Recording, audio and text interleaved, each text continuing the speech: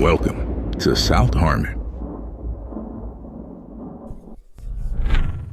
Wednesday night AMA, we are live and in the building. What's up, everybody? Hope you're having a great midpoint of your week. Adam, mine's been pretty damn good. I got to talk to you the other night, late at night. It was a fun time. I was going to say the early morning, late at night. You know, that was early morning. Crossing paths, so to speak, virtually. You know, speaking of in the building, Mike is in the building. He's the setup's already getting up and up, man. So. Unfortunately, not all things. I don't want to just rip the Band-Aid, but it felt too easy to, not all things for all people are up and up. We didn't get to do episode last week. Rashee Rice is in the news, which that one is like, unfortunately feeling like par for the course. But then Josh Jacobs pops up in the news. A couple negative news cycles. It's like we didn't have a lot of information in the offseason. This isn't what we were looking for. This wasn't what we were hoping to get.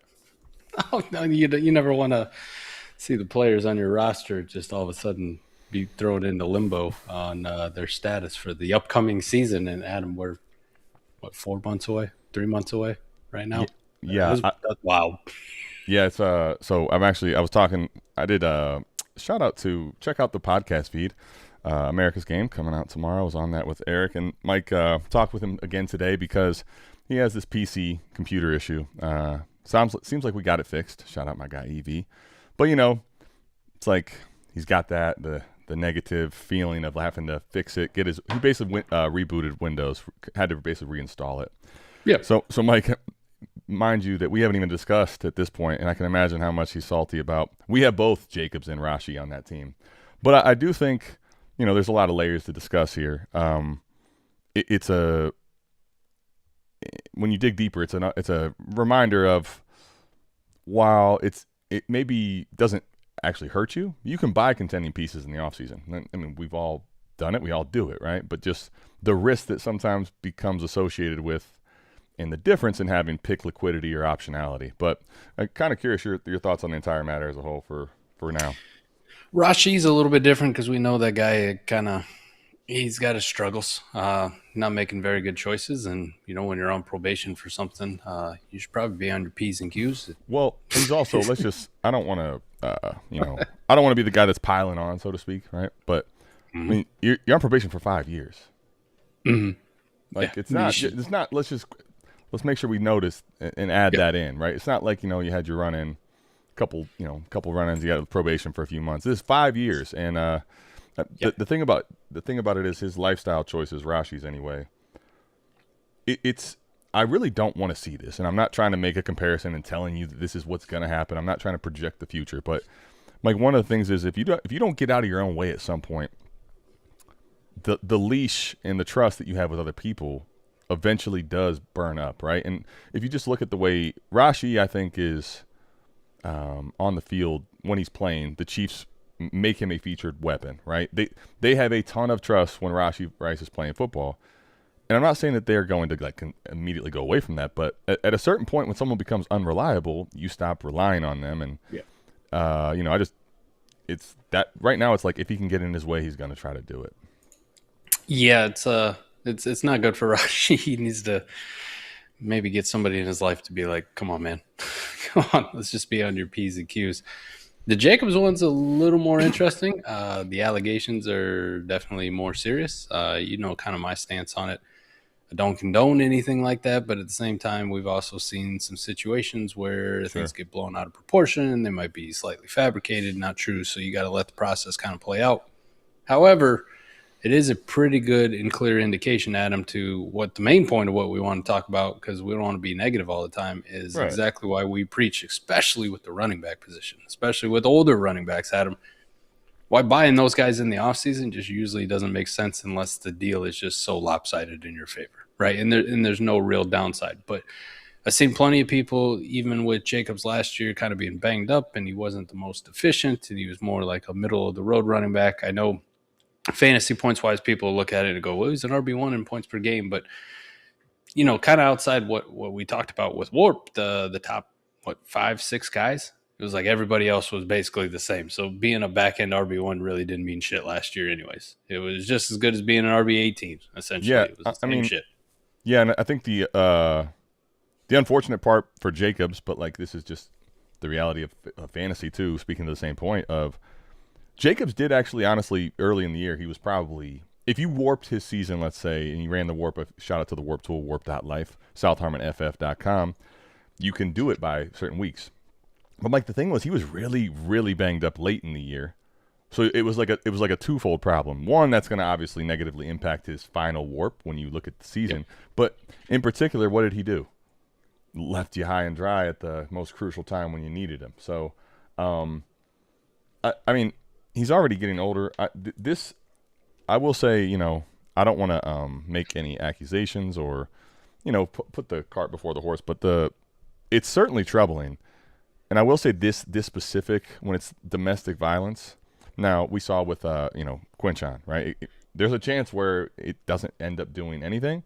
But this one, I will say the amount of charges initially, Mike, and it reminds me a little bit of Zeke in a way. Like, even if these charges that are currently on hold, even if nothing comes to fruition in the legal department, I have a feeling the NFL is already kind of doing their investigation. So I'd expect some sort of a suspension regardless of what we find out, unless we find out that this is completely fabricated. I just have a hard time believing there was no anything if they're actually arresting him. All that to say, don't want to do much of that, but Mike, buying a veteran right now to the point, right? Rashee and Jacobs just happen to be the guys we're talking about that got in trouble. There's people could get injured, right? Around this time, about a month from now, like you remember, I do anyway, Cam Akers injury. Then it was J.K. Dobbins in the preseason we've had in the past. Like, you've seen guys get hurt. It doesn't have to just be off the field trouble. But when you take a pick, let's say, if you bought up a contending asset to score points in the offseason, yeah, when the season comes around, you'll get points and you hope it goes well. But, Mike, the opposite problem is actually sometimes more detrimental, and you got to think about it. If there was an injury that was out for the season, let's just say, for a player, before we talk down the trouble path, Mike, if you're a 28-year-old running back and you're out for the year, you've now, while you tried to buy points, now you're in the offseason knowing no points will be scored next year, and an asset that is not anywhere near as desirable to somebody as a, liquid first-round pick or whatever, said price of acquisition was. So I just think it's one of those things where we got to at least this would be in the offseason at this point. We'd be doing a disservice not to discuss the strategy faux pas or flaws that can be on the other end. A lot of times you just don't see it come to fruition, right? You buy a contending piece, he stays healthy, he stays out of trouble, and it's fine. But even if that comes to fruition, it's risk you assume. There's not a lot of running backs in the league that have what we like to talk about all the time, value insulation. There's just not a lot of them. I mean, no matter how good they are, I mean, we saw even with Christian McCaffrey, right? He has his injury 2 years ago, and then all of a sudden last year he's faded into oblivion and then delivers an awesome season, and now we're still looking at a guy who's like 30 years old, RB13 in dynasty ranks. It's like, do I want to believe it? He's probably the most polarizing and extreme example of the case too, right? Right. We got Saquon Barkley below him, right? Coming off 2 years ago, damn near breaking the rush record. Well, I mean, Mike, I was actually telling somebody doing work with someone at my grandmother's this week, and I was telling him because he's not as into football. I was like, yeah, basically, sometimes it's not even the player's fault, or we don't know that it is. Barkley broke the NFL 2 years ago. Like, he broke the NFL. They won the Super Bowl, and no one had an answer for him. All of a sudden, OC changed, and it's like we don't know what variable to make out as the problem, but it was not the same thing at all last year. The guys who really do have value insulation, like Bijan, he's gonna have it. Yeah, Bijan Gibbs. I think the list is very simply Bijan Gibbs and Gentry Love, I think, because of the age and the draft capital too. And I think there's other guys you could put in, but I think those guys are in a separate tier of we know the value insulation is for sure with those guys. And you see this, Marion Hampton didn't have a good year last year. in his rookie year, but he had some value insulation, right? He's still hovering at RB6-ish. People are still interested in him, especially with McDaniel in town. Quinshawn off the injury, still a top 10 running back. And then you start to get dicey. I mean, like Trevion Henderson had good draft capital and he had like some moments last year, but I mean, we're really polarized on where people value him and what they think about him. RJ Harvey kind of in the shitter. It's like you don't have it very long. Yeah, Trevion and RJ, to your point, Mike, I think the keep trade cut or whatever your market you're using to try to get a gauge on the market, it's not really a true test because it's widespread, right? Some people maybe still want to buy in Harvey cheap. Some people are basically panicked, completely off the reservation. So I'm with you. There's levels of the insulation, but I mean, as far as truly like retaining a large majority of it, I think, Mike, it's a short list of 4 for me that I would say confidently I can tell you that would be the case, Right. Like Love's going to fall in that category, right? Because it's Love, year, exactly. But... Genty, Love, Gibbs, and Bijan, I think we can say, like, if something outside of extreme, catastrophic, life-changing injury, Mike, they're gonna have value insulation. Everybody else, let's live in a world, Achane just got this contract, young, 24 and a half years old, let's call it right now. But what if that offense really struggles this year and Achane really struggles to deliver points and then he gets an injury like mid-season, something bad. What do you think happens to his value? Yeah. He's had value insulation in the offseason because there's no way to have any litmus test of the production. But, Mike, if the production dips and this team – let's say Malik Willis is looking rough and the team is not producing and it's like, okay, this is a clear cleanup in Miami. Obviously, we'll have some value adjustment to be making for Achane. But, I mean, in the offseason specifically, when we're talking about this, like, I guess maybe Achane would have some value insulation in the offseason potentially. But if you got an injury, you're gonna have a big-time discount that you're going to take, right? And if he was to get in trouble off the field significantly, you're going to have the same problem. So it's just one of those things where if you're going to do it, if you're trying to buy contending pieces in the offseason, I do think, Mike, there's a balancing act to have, right? Like there are times you can buy contending pieces cheap in the offseason, but I think you got to be careful about being too tunnel visioned on doing that, and you got to really think about the downside risks and what your reward is. A lot of positions in Dynasty are pretty easy to summarize. Like younger quarterbacks have longer Dynasty value insulation. We know young superstar wide receivers have a lot of Dynasty value insulation. Running backs on a shorter lease, tight ends on a shorter leash. Like people don't want to talk about tight ends being on a shorter lease, but you and I were around for the Kyle Pitts, might be the most valuable asset in all of Dynasty days. And now, even after a good bounce back year and still being extremely young, we're like, I don't care, really. It's kind of crazy. That was so long ago, Mike. I think people don't. It's funny how we have selective memory on certain things. Mm-hmm. With people, I don't think people even that didn't happen. Well, let's when I talk about tight ends, let's live in a world. Brock Bowers did not have a great year last year. Great rookie year, not so great last year. What if he followed up with another injured, not so great year this year? Do you think he still has like ridiculous value insulation in the offseason next year? Or are we on the next tight end, right? Like Trey McBride goes out, continues to do what he does, tight end one. Let's talk about that. What would let's say we get a Kenyon Sadiq year, like maybe that happens, or an Eli Stowers year, or we have a Colston Loveland explodes here in his second year. Or Tyler Warren really explodes in the second year. All of a sudden, it's like, man, Brock Bowers might be like my tight end 4 or 5. Like it starts to chip away at you, doesn't it? I mean, yeah. I was gonna say let's talk about what that looks like though to really get there. Like I do think Pitts is the most realistic example, and recency bias is a funny thing. You may not really remember it, but he was coming off a 1,000-yard tight end season. Right at the prime age of 20. I'll say that the thing about Bowers, I'd be curious to see, like, to your point, if he falls off a cliff or if he's not producing at an elite level, he'll drop. I think him and McBride, the only difference with them potentially, if you could say of value insulation, might be the fact that, like, when you look at those guys the last 2 years, if you just do a per game basis, the targets they're getting are just they dwarf everything that's even in comparison. Like it's. Mm-hmm. But your point, let's say, Mike, new quarterback change, offensive change. If Brock Bowers isn't commanding elite targets and he isn't producing at a elite clip, listen, we know how people want to push up the young tight end. Ty Warren season could be there for all God knows. Ty Warren season could be there, right? Yeah. Where's our man Pillow Talk just to do his victory laps? Oh. Well, here Where's he at? we got is Bowers a tier 1 asset in 2 tight end premium minus the quarterbacks? This is a good shout out to Warp.life. You can, on any sleeper league, even if you don't play on the sleeper platform, you can make a free sleeper league and put the scoring settings and all the settings in, and it will show you your league and the Warp for it.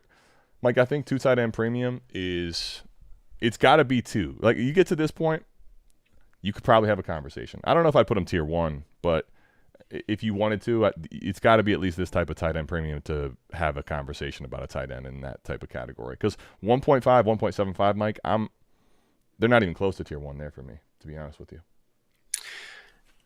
I'd say yes if your league values that, which I would imagine most probably do. Yeah, exactly. And that's the other thing. We're talking about the dynasty value insulation of these guys, right? And what would happen. Yep. But I do believe Brock Bowers and Trey McBride have a different leash. They have a longer leash, I think, of value insulation. Like, even if Brock Bowers struggled, Mike, for like a month and a half, I think there's a lot of people that wouldn't really move the needle down for a guy like him. It'd be tough, but we could have another injury plague. That could be a different story. Season. Sure. Right. I mean, it's funny how we go in cycles here with these young, exciting tight ends. Similar kind of knee injury that he had last year is the same one that kind of took away Kyle Pitts there for a while from us. It was like the same shit just repeating itself. So I thought that part was interesting. I'd say in most of your leagues, unless you're in one of these crazy South Harmon leagues where everyone hates tight ends, because I hate tight ends and Adam hates tight ends, and then sure. Then sure, there might be a league though where like 2 tight end premium, we don't give a fuck. Well, I mean, because can I answer the question this way? I would probably have to say, even though I may not value it for production and how I want to build, I think the answer has to be yes here, and let me tell you why. If you just do the simple, easy, lazy man's way, keep trade cut off the rip, like we're talking tight end premium is off. You know what the consensus is? That he's asset 8. Yep. Including quarterbacks. Yep. I mean, so it definitely. And no matter if you've been bit by this, chasing the elite tight end or not, I have been bit by that, unfortunately, many times.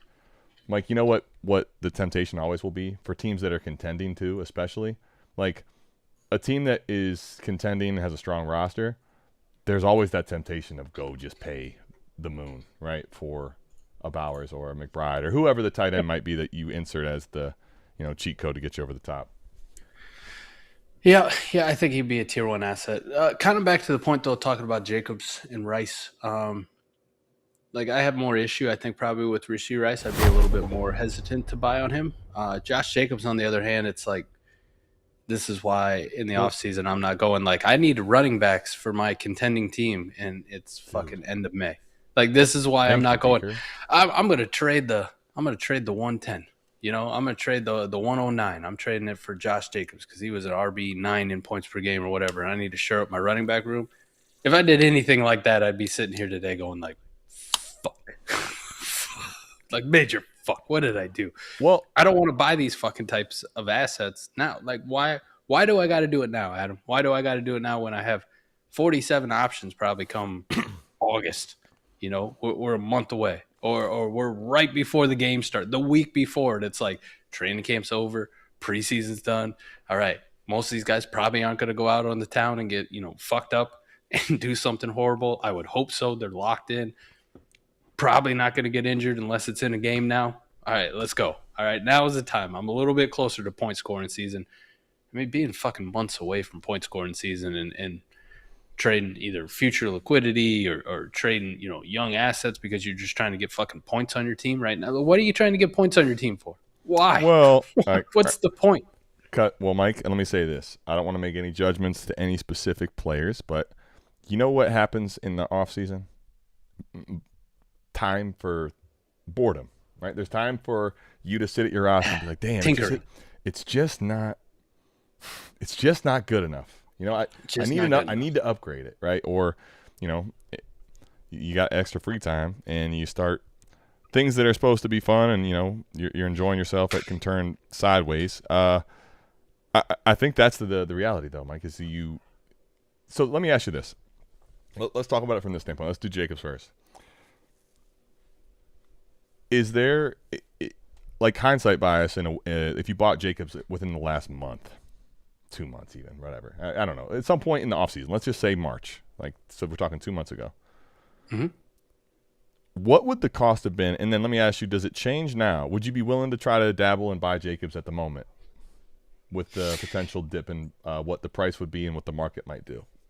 I think now if I was going to buy it, I feel like I'm getting a massive discount, right? Like I can capitalize on some panic. So, kind of like when I talk about anything when I want to buy these kind of assets. I'm not saying you can't build a contending roster. You just have, like, when I talk about buying an asset like Josh Jacobs, I want to buy it at a point where even if we didn't have this, it is already baked into my price that this could be a thing, right? Or it could be a thing where he pulls a fucking hamstring in training camp and it lingers for the entirety of the year.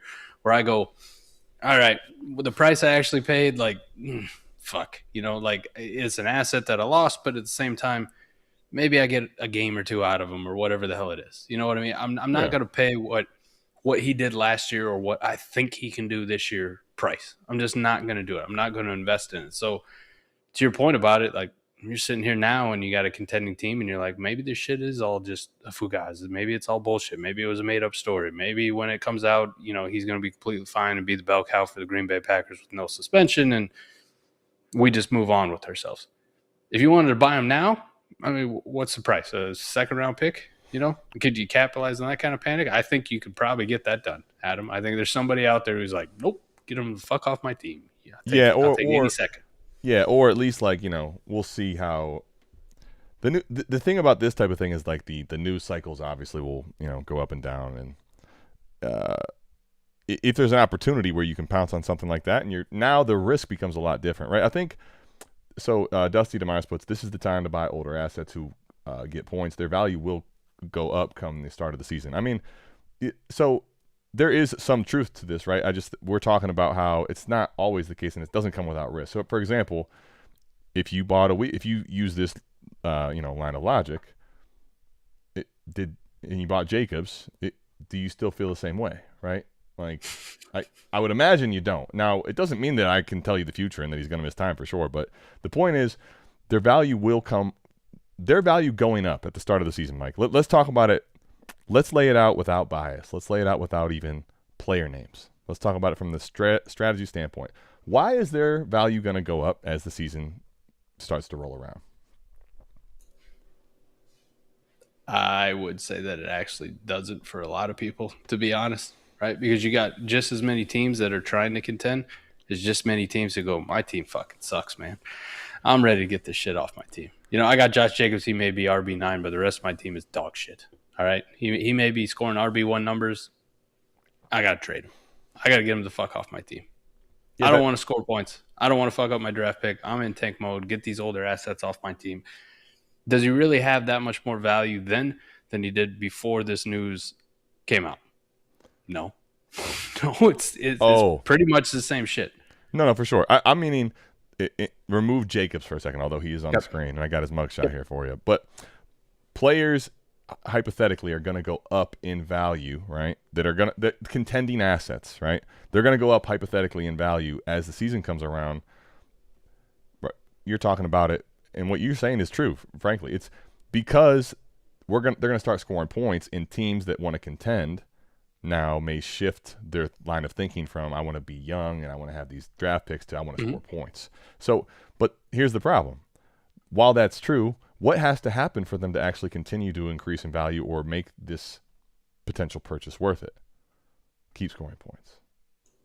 They got to keep scoring points, and they've got to keep scoring points in a matter which probably is significant, right? That's the other thing. If they're scoring points and it's that's what the whole idea of warp is. If they're in a replaceable level and they're scoring points, I mean, what have you really done? So it definitely can be the right time to buy them. I do buy contending assets sometimes, Mike.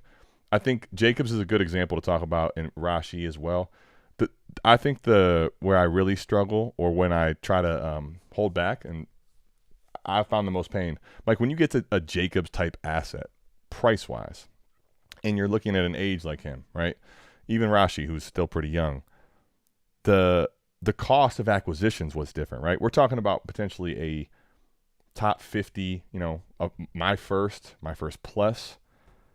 The risk there, it doesn't necessarily make sense. If we're talking like maybe we're getting to the Evans territory, like there's a little bit different conversation, I think, for some of these guys where, hey, Evans still carries risk, but what was the cost of acquisition, and what happens if you lose?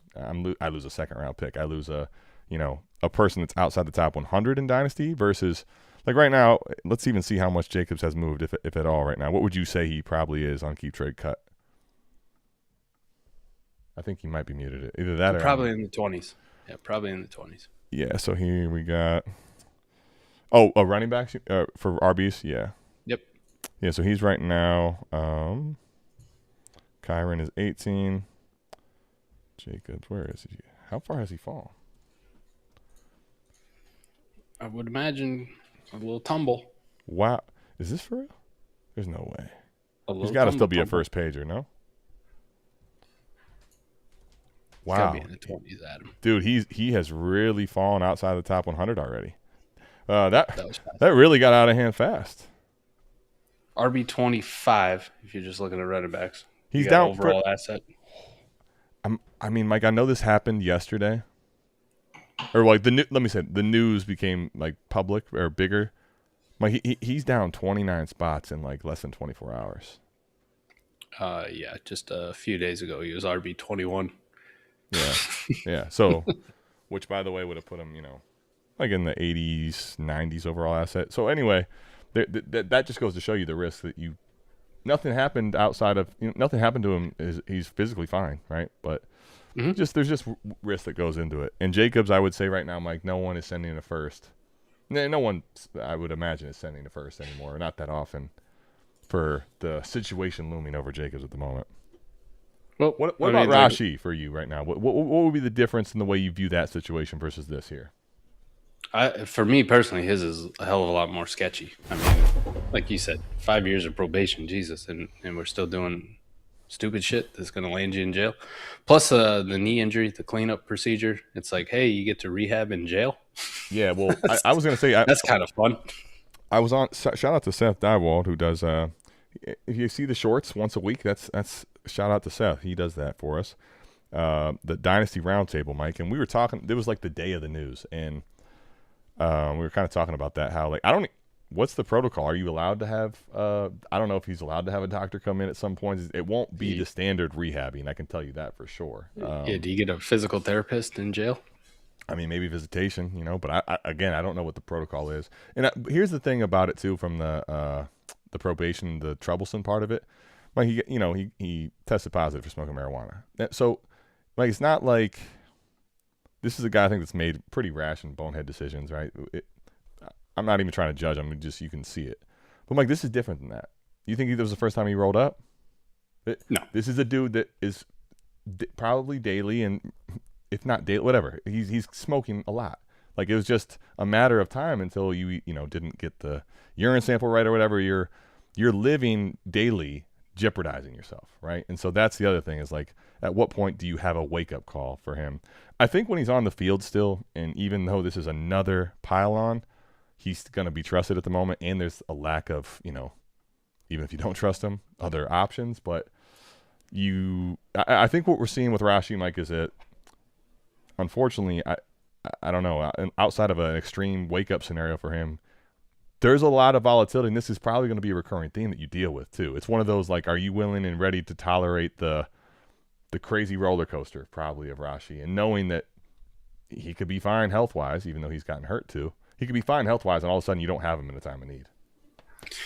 Another running back that was kind of in that range that, younger than Josh Jacobs, and I think had produced at a much better clip throughout his career as far as fantasy points goes, but yet still took a dive this offseason off of no injury, no off-the-field stuff, no injury stuff, just all right, you finished as an RB1, but it just wasn't sexy. Kyron Williams, this time last year was a RB1.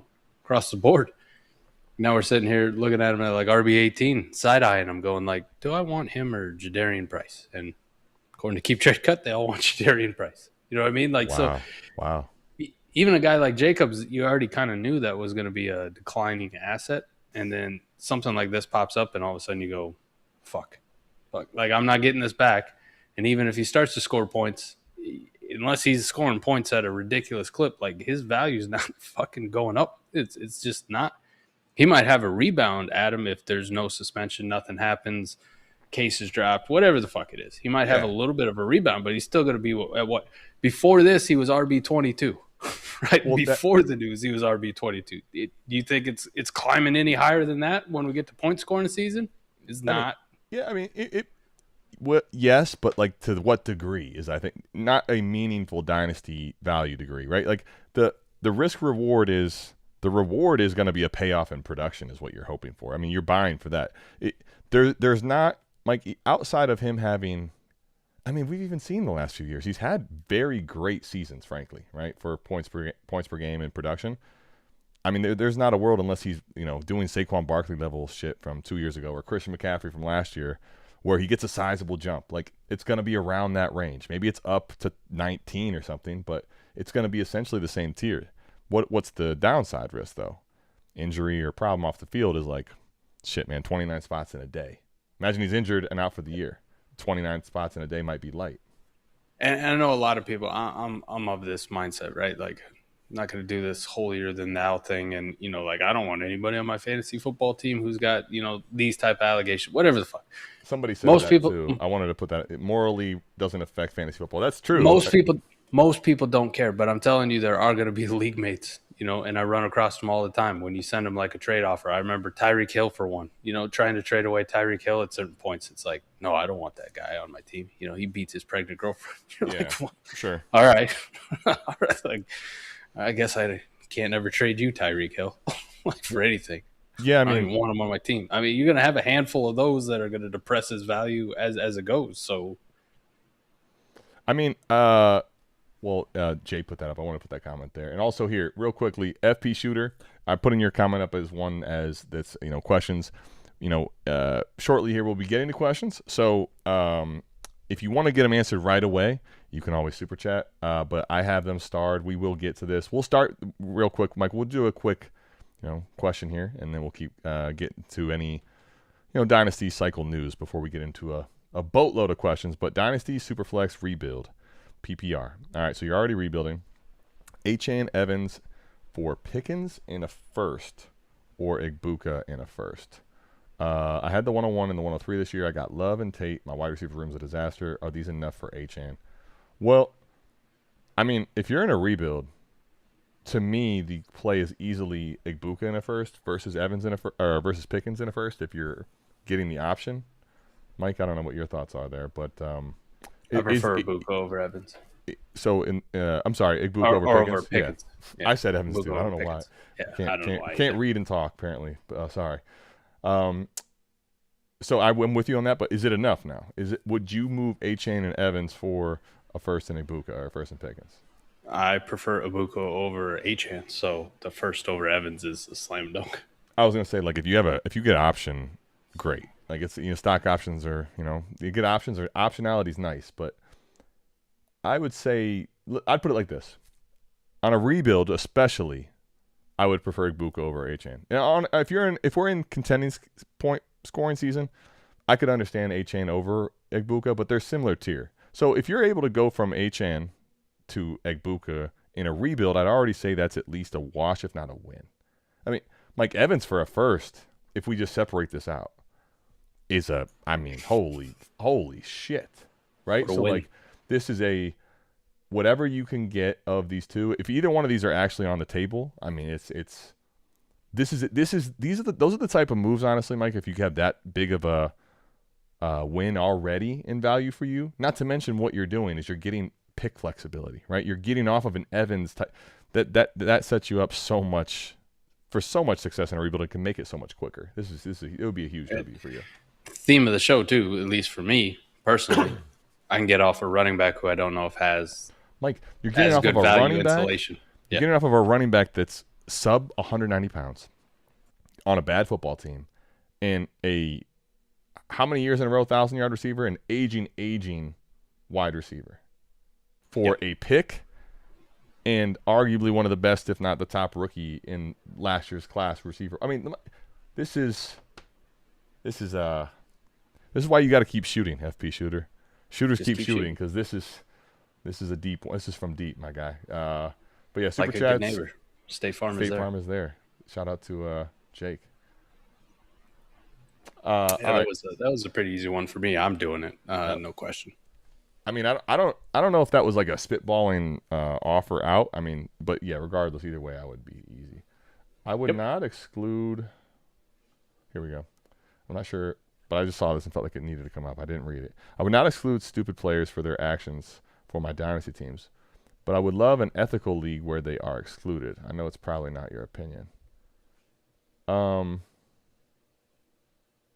Like special league rules where if guys got domestic violence charges, like the league has a call out, like that's gonna yeah.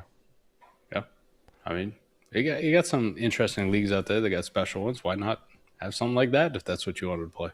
Yeah, I mean, I wouldn't have make it tough to fill orphans. I think. Well, you're taking already a niche game and really making it even more niche. But I'm in favor I'm in favor outside of like rare scenarios, Mike, or things that are going to basically screw over someone that's already built a team a certain way, right? Things that you really just can't change in the league voting. So if the majority or all the league is agreeing, like, hey, we're going to kind of all take the punishment. This guy's not either able to be playing or whatever the case. Cool. Just understand. I would actually be for it too. I think you just got to understand from that scenario that ethically good, but you could have you could basically have an unbelievable asset go to zero at a moment's notice too, right? Yeah, absolutely. Yeah, the league could fall apart in a hurry. All right, I would take Ibuka in the first, but I would ask for the substation to be added on top of it. The substation. Mike, it is kind of a crazy one. I'm curious, have you, for A-Chain, so I have a fair amount of A-Chain, especially in best ball, right? Like in best ball, I have a little bit heavier exposure to the guys that are the ones, especially running back ones on their team, getting a ton of the work. I don't think I've gotten a single sniff on an A-Chain share of mine. Have you gotten any A-Chain desire? Nope. So I mean that's another thing. Like he's kind of an asset I feel like at the moment that if you have on your team, you're feeling stuck with it a little bit. And now you're on a rebuild and get to move him. I mean, there's so many wins. There's a fair number of A-Chan truthers out there too, but I don't think they're just out there just willy-nilly. Yeah. They're not setting market value, right? They'll talk about how much they love him, how great he is, and look at his points and everything. Look at his warp. But at the same time, you can also almost hear him think out loud in the back, like, maybe all those concerns about bad offense with a mobile running quarterback for a smaller running back who made a lot of his heyday over the last couple of years catching passes out of the backfield in a Mike McDaniel offense. And basically a Shanahan style offense. Right? I don't know if I got the cojones to offer RB4 prices like I'm talking. Listen, I have been somebody that's gone against the grain, right? It's like I don't care how many red flags I see, Mike, I'm sticking with her, And yep. Guess what happens a lot of times when those red flags keep popping up? Yeah. Joke's on you, Antonio Gibson and Cam Akers, we've been there, Well, yeah, I was just going to point out.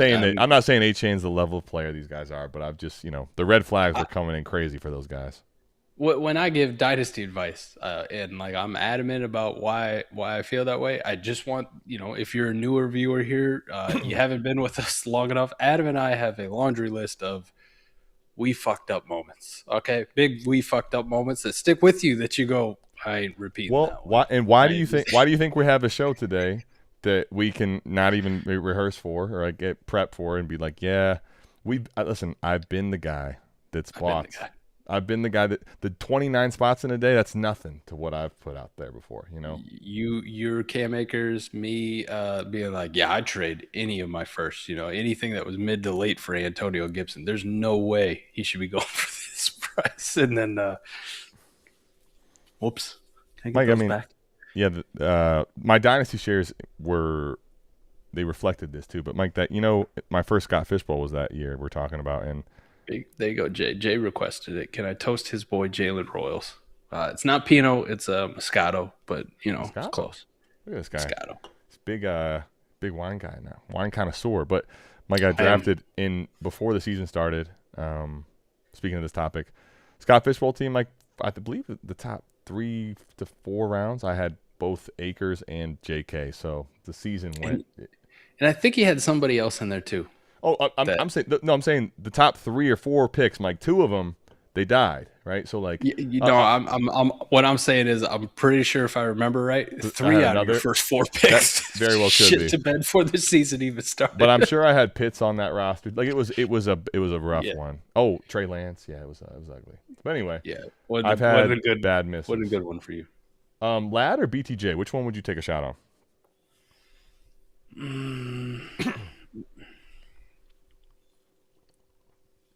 I'm gonna go with Lad, but I do see a path for BTJ. Right, like we're still a few months away, and can we talk about that path? This is a good, I think, discussion for whoever wants to listen and talk about it. The trade rumors are still out there for him. That is the path that I'm sticking to as well, because I don't think we can say confidently, if not even confident, I don't think we can even say that it exists with Lawrence. Like, it's just the splits are not looking BTJ-ish with Lawrence at QB. Yep, and it's not like Ladd was amazing last year in his own right. They both disappointed huge. I think you feel more confidently about Ladd's role on that offense. Like, if there's going to be a rebound, it's because it's him, QJ, and Trey Harris. That's his competition.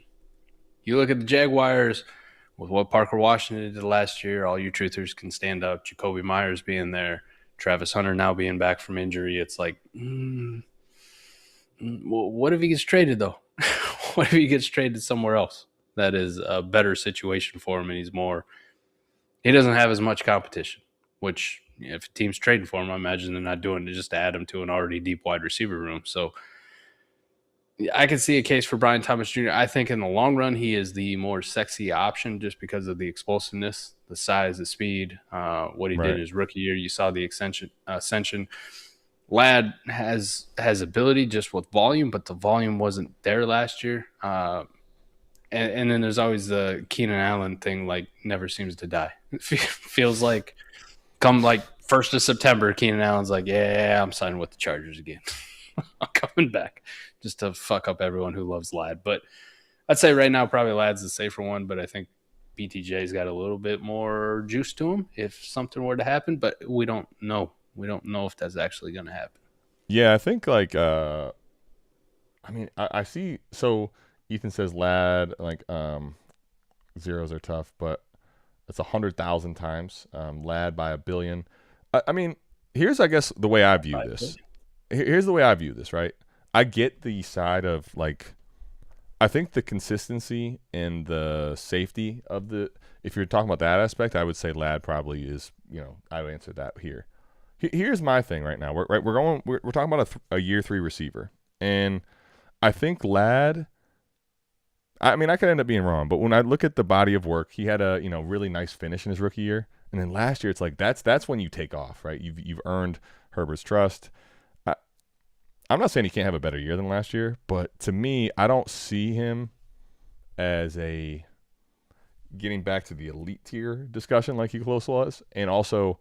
I don't see him as a producer that way. Now, BTJ, I'm not going to say that I would argue that he's, like I said, he's probably the least safe asset of the two for sure. But like, if there's a scenario where he gets moved, right, I see him as the guy that, tall, lanky speed man over the top in a new situation where we have seen with Mac Jones him get down the stretch. He was a complete league winner, right? He was a top 5-6 warp option for the last second half of the season, his rookie year. So, the problem is, I think with Trevor Lawrence, if we were saying nothing's going to be happening between moving, there's a lot of concern for BTJ. I don't know what his role is going to be other than kind of what we saw last year, which was disappointing. But I will say this, Mike, I think Ladd is – I don't think there's any chance the Chargers are even considering moving Ladd. I think Ladd's pretty much – going to be locked into him. I think BTJ does have a chance to be traded for sure. I think there was enough rumors floating last year about it. Somebody said Marv. Phil said he'd rather roll the dice on Marv, and I'm with Phil. I'd rather roll the dice on. Let me ask Marv you: Would you rather of the three, if we include Marv in the mix? Marv. Yeah, I'm Marv. With you. I'm with you there. Although, man, it's so funny. After the rookie seasons, Ladd and BTJ are like they're top 12 dynasty locked in options for people all offseason, right? Speaking of to the point we're talking about right now, the production didn't happen. And Marv hasn't given us anything really outside of moments, right? So like imagine a year ago thinking Marv, BTJ, and Ladd could be in trouble for dynasty wise, value wise. That's crazy, right? We are such a what have you done for me lately community when it comes to dynasty value. I will say, is it fair to say, like, if they all disappoint, that Marv actually might take the biggest fall? If they all disappointed this year, I think if they are all poopy, Marv would take the biggest fall. I think because he's been poopy for 3 years. He's been poopy for 3 years. Speaking of the shithead, that would be he's the true shithead. Yeah, he's on that Devontae Parker career arc. Hoping for a fifth-year breakout. Begging for one. And Devontae Parker actually delivered. He did, in a big way. And then if you traded him right after that, you were like, yep, nailed it. Marvis, what have you done for me ever? I mean... That crispy ain't wrong. I mean, he, like I said, probably moments, or, he's had a couple weeks, I think, in his 2-year career. But it's been rough. It's been very rough. I mean, there's still... I don't see... how we doing it, but there's still those rumors floating out there that the Jaguars really want AJ Brown. Like, so maybe it's a swap. But would that would be good, but I don't know about how good, honestly. Right? I don't think it'd be that great for Brian Thomas Jr. I would love it for the Eagles, downfield playmaker and Brian Thomas Jr. and you get off of AJ Brown's contract like that. I'd love it for the Eagles. You imagine having to be defenses with Smitty on one side and the speed of, oh my gosh, that would be crazy. Brian Thomas Jr. on the outside. The other outside, you got Mekhi Lemon in the slot. Right. You got Smitty. Stowers. You could, that's silly. I mean, the only thing you'd be like, if Jalen Hurts struggles, if he struggles at all, like, I love him to death, but they're going to crucify him. They already tried to crucify him, so they will crucify him. Mike, let me ask you this. So, there was a good question, and I lost my train of thought on it. Oh, so of these, this type of a receiver, right? Now, we're talking pretty specific with, like, Marv and BTJ and Ladd, but either bounce-back candidates or guys that are, I don't know what I want to fringy, or like, either you think they could be a little bit propped up by, a small sample size in their rookie year, right? Like something like that. Are there some assets that you want to get off of, or that you're buying on this type of scenarios right now, or you would try to buy if you could? I think we talked about it a few times. And I'm going to do it. I'm kind of walk back something I said. Nico Collins just really feels like that kind of guy where it's like we might be a little bit sleepy on him for no good reason. Yeah, I bought a Nico Collins share. It's actually one of the few trades I've gotten done this offseason. It's been tough, but Nico. I think that's a good call. I will say Nico, though, probably fits the conversation to a degree here pretty well. Like, I think it's a smart buy at the moment if someone's not really valuing him like a wide receiver 1 in Dynasty. But, Mike, if he was to get hurt or have a rough season, the Texans just take tougher.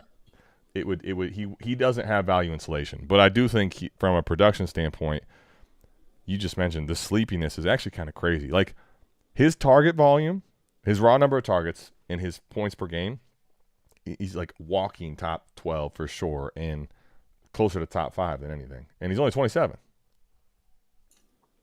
I didn't think this was going to happen. You called this one, and it was right. One of the few. What do we got? One of the few. I thought we were going to get a little bit more of an uptick from him. But apparently the Saints drafting Jordan Tyson just, killed a little bit more of the Chris Olave value, even though that man was a massive target hog and produced for you last year. So, like, he slipped a few spots down after Jordan Tyson was drafted to the team, which is like, did he really? All right. He's down 4 spots. So where I'm actually kind of curious. So he's at asset 46, wide receiver 15. Where was what'd the peak look like for the offseason for him? He was right around 12.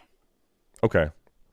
So it probably didn't come down a lot, but it did come down some. Yeah. I mean, a little bit more attainable today than it was. That kind of makes sense, especially because it's when I say it makes sense, they drafted a guy in the top 10, right? So they did. But I mean, I guess I don't care. I mean, Olave's proved. Someone put up here, was it Ethan?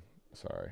Feel like Marv had a valid excuse with no quarterback. Well, I mean, there are some Kyler truthers still, and then also Jacoby. Michael Wilson did fine. I was gonna say it wasn't like Jacoby Brissett didn't, throw a shit ton of yards and touchdowns last year, despite not winning games. So the valid excuse, it depends on who wrote the note and what doctor that is. Like it's Yep. Some people will give it a valid excuse. I don't know. A lot of people aren't buying it though. Michael Wilson and Trey McBride said we're good. We're fine. We don't care. It's Jacoby Brissett. We're doing all right. I mean, he's out here playing like prime Jameis Winston, 30 for 30 Jameis. We don't give a fuck. We're down 30 at halftime. I'm throwing for 500 yards this game. Watch. And I think the other problem is let's live in a world where we run with this is a valid excuse. Mike, do you know what the problem with that is though? That means that they are without a QB for him. He's got no QB again this year, which means what now? Carson Beck's going to save the day. I don't know what you're talking about. Gosh. Well, and you know what? And therein which I stand corrected. Carson Beck saved the day. And one on the sell aspect, at least on wide receivers for me, and it's been a screaming sell all offseason. Luther Burden. Okay, I figured you were going to call that out. Can I say I won't name and shame the person because I was let me tell you what happens, okay? I get an offer from someone I hold a high regard for, hold dearly in my heart, right? So Mike, and my team is absolutely terrible. This is a complete rebuild, right? So I just see the trade before you look at the who's getting what side, and it was a first in 26 and Luther Burden, and I'm like, oh well, this better be like an earlier pick, and then I see he's got the 105. I'm like, oh, you know what? Fuck, I'll do that. Like right when I was getting ready to go hit accept, you know what? They're trying to send me Luther Burden for my 102. I'm like, what the hell? This is not what I thought it was. No, absolutely not. So I'm with you. I would be selling Luther if he's anywhere near the cost that he is. People are saying or valuing him. If he's a top 20 receiver in Dynasty, Mike, there is probably some meat on the bone, a little bit, but I don't think it's by a lot. And I think there's a lot more risk than reward with him as a wide receiver 19. Him and Rome basically are almost the same cost at this point in Dynasty, which to me is crazy. I did see somebody in the chat talk about Marv missing time with Brissett. It did happen, but he did play 5 games with Jacoby Brissett. So, is this when you say this not top 5? I somebody put in we're chat, talking somebody. Yeah. I had it up on the screen. Yeah. That's a receiver in the NFL, right? We're not Dynasty. We're removing that for a second. When healthy, Mike, would you say Nico's a top 5 receiver in the league? That'd be tough to say because there's so many good ones. Yeah, I was gonna say if you force my hand to do one by one, on receiver, would you say he's better than Jamar Chase? No, of course not. Justin Jefferson. No, because he had a bad year, but no, I wouldn't. No. But here's my thing. I would say probably. I was gonna say JSN and Puka. You got me. Amon-Ra would probably also say, but here's my point. At that range right there, to me, Mike, Amon-Ra is the same thing as Nico. Truly, probably a better version. Honestly, slept on like crazy though. I think you could tell me that Nico, when healthy on the field, should be in the same tier as Amon-Ra. So maybe I wouldn't say 5, but is it 7? Is it to me? It's we're talking about a guy that's elite and he's right there on the fringe. I'd probably put him though at 6 or 7 probably. Like if I'm saying guaranteed production. I love Neighbors. You know I had him as wide receiver 1, but I want to see what he's like coming off the injury this year. As far as this year coming up, I would put him probably at like 6 or 7. He's not better than CeeDee Lamb. Well, he was better. He was more consistent than CeeDee Lamb. It's not even close to being better than CeeDee Lamb. Last year's production, I'm saying, was better for Nico. I would say you could argue that they're the same tier. I would definitely prefer to have CeeDee Lamb, the player. I'm just talking Nico. on NFL wide receiver skills. Yeah. Oh, wide receiver skills? Okay. Yeah. That's what NFL wide receiver. That I would say. Like who's the best wide, not fantasy production, not who's more kids. I was talking NFL. I'm doing an NFL draft for my fucking favorite team. I'm the GM of it. Yeah. I'm not drafting Nico Collins. We were talking we're talking different things too, because I'm with you. If that's the case, like just we're starting franchises, Nico would be behind still a handful of receivers that we haven't mentioned. I'm just talking about in their scenario for like a 1-year NFL production right now, what they're doing. Okay. This isn't to besmirch Nico Collins either, but there's some other names down there who have been in bad situations that are better NFL wide receivers than Garrett Wilson, for example. Well, yeah, I was going to say, if we start doing that, Mike, I would probably, in a vacuum, take Garrett still. You saw what happened with Olave, who was, in a terrible situation for how many years? And he made the caveat, if healthy, when healthy, right? If healthy, top 5. T. Higgins is a better NFL wide receiver than Nico Collins. Well, dude, look what happened look how good Pickens was last year. All of a sudden, too, right? The situation can change a lot. So that's why I was going off of him in the Texans offense with what we've been looking at. Mike, if we're talking talent, yeah, you have me in a different conversation. Which, hence, Mike, is I think the reason why you might be able to buy Nico, like you said, at points, because people don't view him as that elite talent. Hold on a second. Are you my dad's? We might be. What up, Corey? I ain't got no kids, but I'm your daddy, man. I'm your daddy. What's up, baby? How you doing? Hey, Corey, for someone that doesn't watch content, I love the impromptu stop-bys, by the way. I'm waiting for Corey to hit me up and be like, hey, I'm coming down to New Orleans. I want to see you. Listen, I don't want to – I'm Corey, you can, yell at me on air, off air. He's always welcome and Savage semester type things. But this is a guy that's going to be in a new job traveling. So I think there's opportunity for that to arise. There's opportunity. Opportunity. So you're saying there's a chance, but Corey, miss you, buddy. I had one of the craziest meals I think ever tonight. Like I'm gonna end up getting so fat, man. I got to work out so hard in the morning just to counteract all the good food down here. But today, Adam, I had probably the biggest baked potato I think I've ever seen. This fucking thing was like this big, and they split it open and they filled it with fucking mac and cheese and crawfish. Oh. Well, dude, yeah. So it's I was like, what the fuck is this? As you're saying that, like I've only lived in, actually lived. When I say that, like for an extended period of time, I'm talking like, a year at least, right? And there's a lot of places that are like when you travel, you're like, damn, that's awesome. But like, there's a lot of temptation that comes with living to certain places. Dude, and you're just getting started. This guy is still so green for the whole, down south New Orleans thing. The food, Mike, when I went there, the food is just it's different, and it's not. I got a plan now. Got a plan now.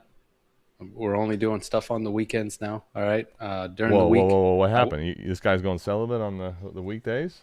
On the weekday food, okay? Like we're not doing crazy shit for lunch. We're not doing crazy shit for dinner anymore. I stopped at the grocery store, did grocery pickup. All right, we got healthy meals. We're meal prepping, okay? We're getting back on track because this is fucking ridiculous. All these fried foods down here, and it's just like I'm a kid in a fuck candy store. Like I gotta try that one. Also, this weekend I had a snowball for the first time. For those of you who don't live in the South, it is not what I thought it was. I thought Snowball was that like pink fucking ball coconut dog shit that Little Debbie sells. Mm-hmm. Nope. It's shaved ice that they have like 8 million flavors for, and it is fucking delicious. It is fucking delicious. Just diabetes with ice. That's what that is. Midget bringing back the burnt apple pie. I love that. Oh, shuck. Whoa! What's wrong with BY9? If you don't know, the Panthers correlation. So Nico has placed in the top 10 in points per game for the past 3 years. He's ballpark close. Yeah, I think I would agree. I agree with Bruce. He's ballpark close. He's probably not top 5. Spitting distance. He's in the range. So, Mike, let me ask you then. Right now, you talked about selling Burden. Is there any other ones at the moment? Because one of the things we're talking about here, right, is the the risk that comes with buying players. But it doesn't mean that people don't every single day want to improve their roster, buy players at the time. So, are there other candidates that meet this Luther Burden? Doesn't have to be that much of a screaming sell, but same scenario. And I'll get all these questions that we have starred ready to go. Cover your ears. Oh, no. They are covered. It's just I'm going to be able to hear it really loud. Jackson Dart could be that guy. Mike, can I tell you? He's fun. He's fun. I mean, anytime you get Instagram reels, to songs that don't fit your complexion and people giving you passes to say things that you shouldn't say if you ain't got the right amount of I'm just saying he's fun. He's very fun. I literally put trouble as the time. I had to make it quick. I've been dealing with a lot off the field, so to speak. The trouble, and it's like of all the things I was expecting to talk about, that Mike will throw you a curveball. I love it. I love that. Yeah. Damn it. I'm just throwing it out there. He's fun. He's really fun, and he did score points last year. But you got some concerns. What do you have? What do Luther Burden and Jackson Dart both have in common? Right. To me, that they're very similar in the fact that production is still a question, although we have seen moments and reason to believe it. They've gotten a sizable. The big thing is they've gotten a sizable jump in dynasty value, and both into tiers of. All right, we need to have a discussion about is this safe or not? Like there's a chance both of these guys, if they don't perform very well, lose a ton of value. Obviously, that also comes with because if Jackson Dart and Luther Burden were to actually deliver in the range of expectations, they will probably get to another.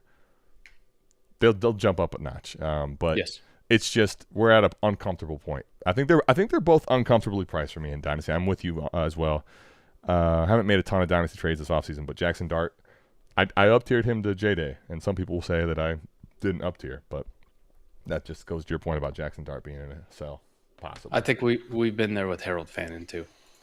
Well, dude, so Eric and I, can I tell you, he's like, I wanted to go do the AFC North breakdown with you on America's Game. And I was like, yeah, that sounds awesome. And then, you know what it was? Is like me having to talk negatively about my team and talk about all the other teams in the division. I was like, this wasn't that fun. Harold Fannin, the target competition he has, while I still think he'll get a lot of targets, it's like, dude, he's at tight end 5 right now in Dynasty. I'm with you. He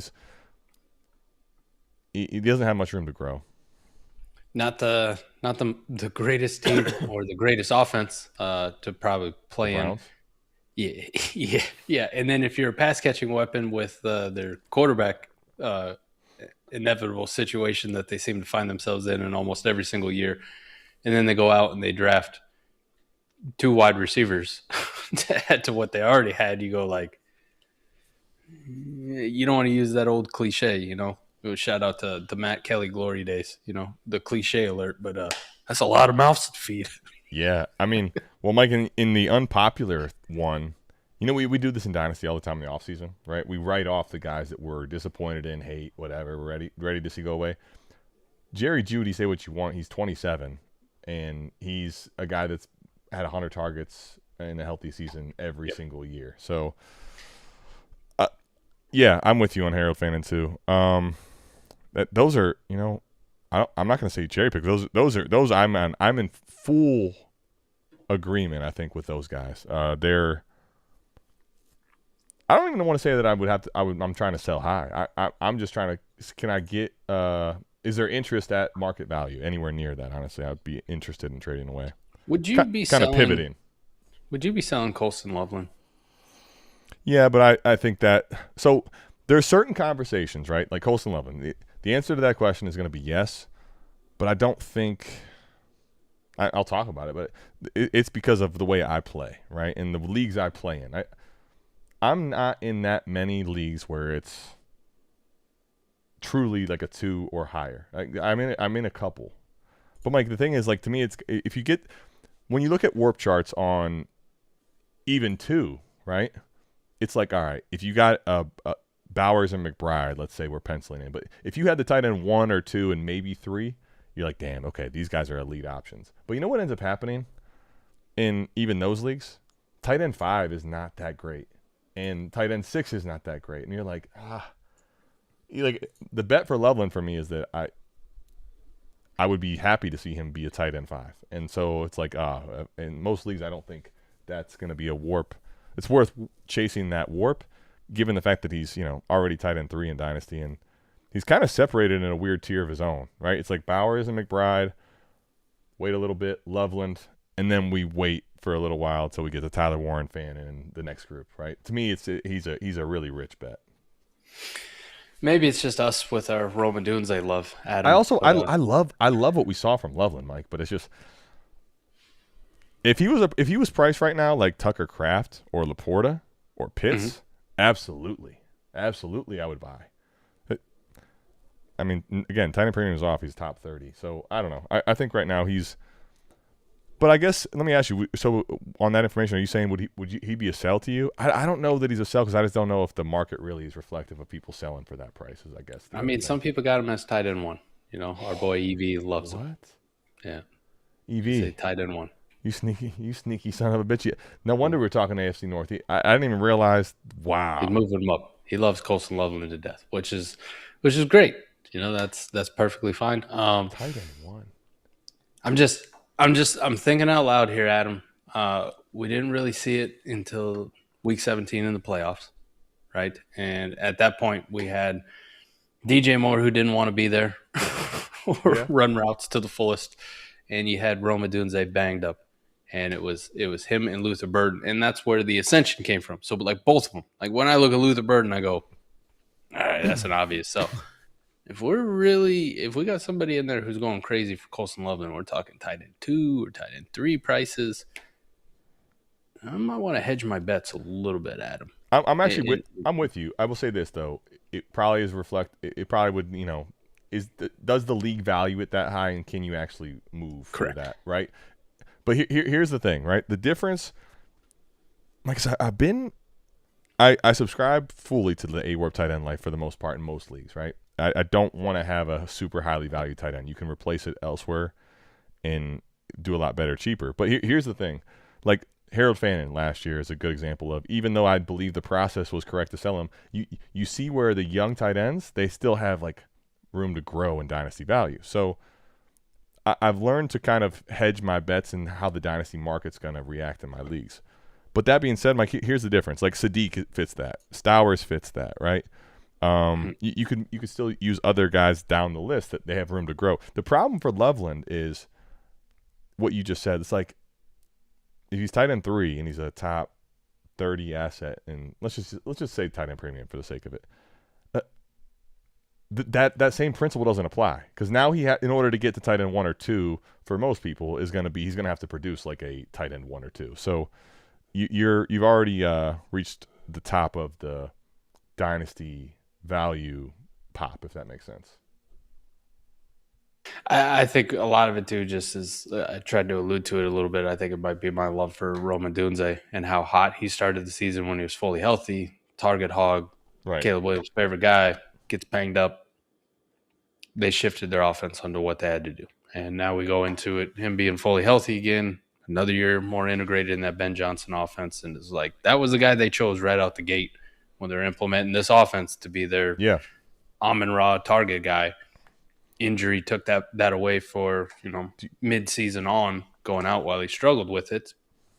I mean, who am I to say that's not going to return like immediately out the gate fully healthy again? I was going to ask you, because through the same breath, I stand in the same corner, so to speak, as you, right? I'm in the – but here's my question, I guess, on the other end of this. A lot of people, I think, from the Ben Johnson standpoint, it's like Colson Loveland was a Ben Johnson, like, planting his flag and this, being a guy he wants to build around. So do you – and I think Ethan hit it on the head. It's more of a bet on him as a great player. And that's why I would say it's a sell, is like, I'm not even going to say he's not a great player, but to be a great tight end option, he's got to be elite multiple years over. And that, I think, is what, by selling, I'm acknowledging I might be losing out on. I'm not willing to, at this price, bet on it. Yeah, that's the hard part with the tight ends. Like, there's really only one tight end in the entire league where I'm like, I'd pay the price. I'd pay the price for him. And it's Trey McBride just because of the consistency. Just it's year after year after year for him doing it. And it doesn't matter who the quarterback is. It doesn't matter what the situation is. He's getting the targets. He's going to be the guy. So any other tight end that kind of falls in, it's like, we've seen some moments, but we just really haven't seen the consistency. And if I lump them all together, Adam, it's just like, I like Loveland. I had him as tight end 1 of the class. But still, I'm kind of like, if we're going to get a little too high on him, maybe I bet on a Sam Laporta bounce back, or I bet on Kyle Pitts finally figured it the fuck out and it's going to be used correctly. And, I can get him much cheaper. I can get Kyle Pitts in a plus, or I get Sam Laporta on a bounce back, or you want to jump outside of that. It's like, why do we hate Jake Ferguson in that offense? Why do we despise TJ Hawkinson? Like one of these guys. Let me just drop down. Or if I want to get stupid crazy, I'll just go to my old mainstays. Where's Juwan Johnson? Where's Hunter Henry? Come back to my teams, boys. I mean, yeah, or you could go to till the wheels fall off. You could go to we just talked about the AFC North, like I said on America's Game. You can go to, how about outside the top 30? After Arthur Smith is, and his bullshit's left. Patty Freiermuth. I mean, Let's Mike, go. I will say, he's certainly disappointed in years, but he's also been a top 10 tight end twice. For a still fairly young tight end. And Mike, I was kind of shocked. I was like, I know he's probably down. You're telling me he's outside the top 30. He's behind. He's literally behind on Keep Trade Cut Jake Tonjes. Like, who? How? What happened here? Oh, hold on. Hold the phones. Super chats do exist. And how about this? Marv as the fucking avatar for this guy too. There's truthers out there still. $6.99 Canadian. I don't know how that math works. Math's definitely not my forte today. Herbert, Pickens, and Njoku, or Purdy, Javonte, Marv. I mean, listen, I have an idea of what you're trying to get here based on the thumb or your avatar. It's also like 10-team Superflex with a tight end premium of a half a point. How do you view this? I know you'd love your 10 teams. So Njoku doesn't really matter, and the quarterback swap, while my hate for Purdy, but at the same time, in a 10-team Superflex, I don't really give a shit between the two of them. It's whatever. I still definitely want Herbert, but yeah, in 10-team, it's like, all right, fine. Like if you told me I had to make a swap one way or the other here, I'm not. If the players were good enough in skill positions, I would be willing to do it. I actually prefer the Purdy, Javonte, Marv side in a 10-team. Not that Javonte really moves the needle, but I plug him in as an RB2 or a flex pretty consistently in that offense with what he did last year. Like, who the fuck else are we using? I'll tell you this. Jaden Blue? In 10-team, Mike, I think this kind of hinges around what you believe in Marv, and do you believe that Pickens is here to stay? Because if you believe Pickens is here to stay, Mike, in 10-team, if you believe Pickens is the stud that he was last year, then you consolidate even more aggressively. So I think Njoku just becomes a throwaway, right? Like it's like I don't even. Great, you threw me Njoku. So I think if you really believe in Pickens, which I'm not telling you I don't believe in Pickens. I think I don't know if he can replicate last year over and over, but he's a damn good receiver. But if you're worried about Marv, Mike, I think this is a pretty decent pivot and honestly a pretty big win for you. I still believe in Marv is my problem. Okay, that let me give you the truth, right? Yep. So I'd have a hard time doing this, but Javonte while he's going to get a lot of work, I think in 10-team I'm okay getting off of him because I don't see a ton of more upside than last year based on that opportunity. So in 12-team, Mike, I think I would probably be pretty happily taking the Javonte, Marv, Purdy side. I think in 10-team, I'd say, fuck it, I'm going to consolidate more aggressively. I also don't play in 10-team, but that's just kind of my thought process. I think the trade's very even on both sides. It's reasonable. It's very reasonable. And to, like you said, in a 12-team, you want the Purdy, Javonte, Marv side. I'm looking at it in a 12-team. I'm taking the Herbert, Pickens, and Njoku side because I feel like I got the better quarterback long term. Okay. I get the Pickens side. Njoku's whatever. I might be able to use them in a flex, like some week if I really had to, or an A-Warp type tight end. Yeah. I guess since the contract, Mike, to be honest with you, I'm kind of at the point of I agree with you. I prefer Herbert, but I'm more inclined to be willing to put Purdy in the same. I probably wouldn't even put him in the same tier, but the next tier below. I think the big thing, Mike, in a 12-team though, is that you get a guy like Javonte that's guaranteed to get work right now is it's worth the bet for me versus Njoku. And I mean, I like Njoku the talent, but I'm happy to get off of him for almost anything. I think it for me in a 10 team, it's like the difference in quarterback doesn't really matter as much. Right? Sure, like they're not really needle movers either way. Cover your ears if you're a Herbert fan on that one, but they're not really needle movers in a 10 team anyway. So I don't really care about it. In a 12 team, I feel like Herbert's a little bit more of a needle mover, where I'm a little bit more like I feel like I need to upgrade. I get you. Like I feel like I need to upgrade, and then I go, okay, I get Pickens on here, Javonte, Marv. I don't really want to trade him away. The problem I have with Purdy in a 12 team and why it becomes a little bit more exacerbated, that I think there's a clearer difference to it, because when I look at Purdy, not only am I biased towards him, but at the same time, it's like we don't have George Kittle to start the season. We're relying on a substation Mike Evans, right, as our wide receiver. What about Stripling? He might be the truth. I don't know, but at the same time, Adam, it's like his all world left tackle is now another year older. Christian McCaffrey now another year older, and you saw what happens with Purdy sometimes when the pieces around him start to fall apart, and we're already going in a couple man down with everybody else getting older. It's like the wheels could fall off this thing pretty fucking quickly.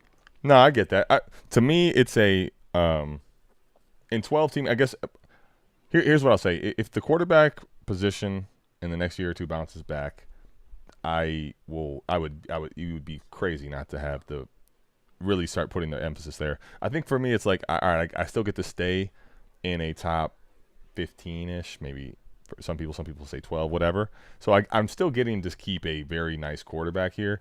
In 12 team is the reason I say that, and I don't disagree with some of the points. It's just also that Herbert at times, as great as he is in the NFL and talent wise, he's also not necessarily like delivered the production.